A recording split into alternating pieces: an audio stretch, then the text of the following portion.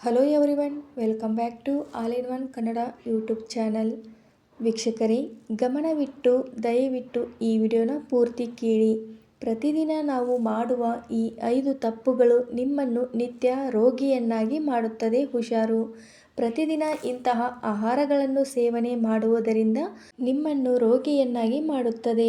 ನಾವು ಪ್ರತಿದಿನ ನಮಗೆ ತಿಳಿಯದೆ ಮಾಡುವ ಹಲವಾರು ತಪ್ಪುಗಳಿಂದ ನಮ್ಮ ಆರೋಗ್ಯ ನಮಗೆ ಗೊತ್ತಿಲ್ಲದೆ ಹಾಳಾಗಿ ಹೋಗುತ್ತದೆ.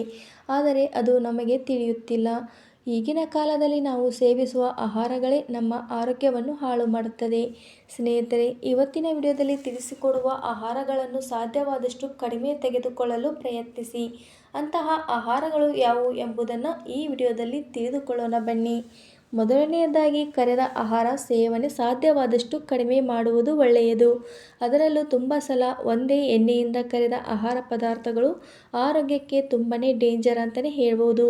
ಹೊರಗಡೆ ಕರೆದ ಆಹಾರ ಪದಾರ್ಥಗಳನ್ನು ಸಾಧ್ಯವಾದಷ್ಟು ತಿನ್ನುವುದು ಕಡಿಮೆ ಮಾಡಿ.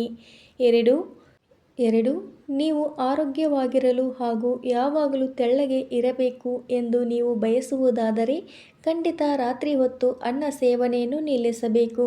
ಏಕೆಂದರೆ ರಾತ್ರಿ ಹೆಚ್ಚು ಕಾರ್ಬೋಹೈಡ್ರೇಟ್ ಇರುವ ಅನ್ನವನ್ನು ಸೇವಿಸುವುದರಿಂದ ದೇಹದ ತೂಕ ಹೆಚ್ಚಾಗುತ್ತದೆ. ಪದೇ ಪದೇ ಟೀ ಮತ್ತು ಕಾಫಿ ಕುಡಿಯುವ ಅಭ್ಯಾಸವನ್ನು ಕೂಡ ಕಡಿಮೆ ಮಾಡುವುದು ಒಳ್ಳೆಯದು.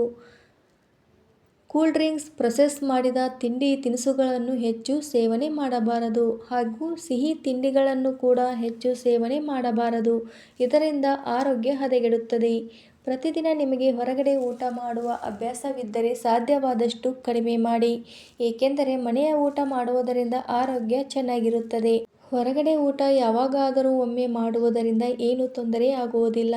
ಆದರೆ ಪ್ರತಿದಿನ ಮಾಡುವುದರಿಂದ ನಿಮ್ಮ ಆರೋಗ್ಯಕ್ಕೆ ತೊಂದರೆಯಾಗುತ್ತದೆ. ಸಾಧ್ಯವಾದಷ್ಟು ಮನೆ ಊಟವನ್ನು ಮಾಡಿ. ಆರೋಗ್ಯಕ್ಕಾಗಿ ಪ್ರತಿದಿನ ಅರ್ಧ ಗಂಟೆ ವಾಕಿಂಗ್ ಮಾಡುವುದು ಅಥವಾ ಮನೆಯಲ್ಲಿ ನಿಮಗೆ ಕಂಫರ್ಟ್ ಇರುವ ಎಕ್ಸಸೈಸ್ ಮಾಡುವುದು ತುಂಬ ಒಳ್ಳೆಯದು.